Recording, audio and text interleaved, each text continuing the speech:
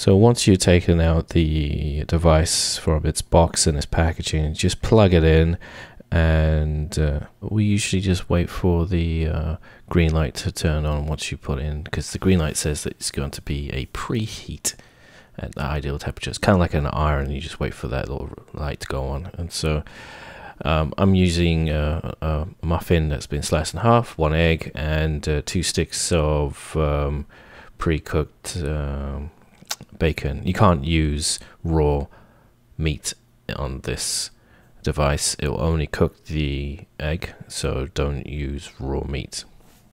So while you're waiting for the green preheat light to turn on, you can slide out this skillet plate where the egg is going to sit, and give it a good old wipe, and then I'm going to use some non-stick olive oil, just so that I can lubricate the surface, make the egg cook a little bit nicer and smoother on the surface. And so when it's time to take out the egg, it's not going to leave some sticky residue behind, and it's going to be really smooth to come off.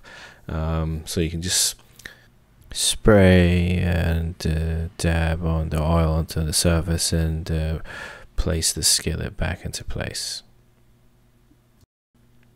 Okay, the green preheat light is on, so I'm going to open the top part of this compartment, and then the second part, and I'm going to take one of the English muffin halves and just stick it on the base there, like so. And I have 2 sticks of bacon, or 2 rashers. I'm folding it in half so it will fit in that compartment. Make sure it doesn't go over the lip.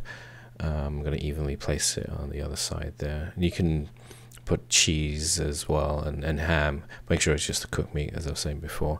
Then close the second compartment, just make sure your finger is not touching on the ring. Just make sure it's on those edges there, and make sure that sliding part is closed so the egg don't slide out. Now this is where you crack the egg.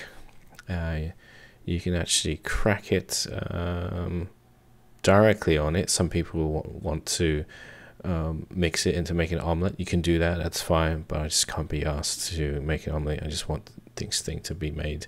I try to get it, the yolk in the middle, but it goes where it wants to go. So and then I just leave it to sit there for like a couple of seconds, so it kind of molds into the into that hot plate there. And then take the next muffin and just literally put it on top of the egg there in the center, and then close the top lid.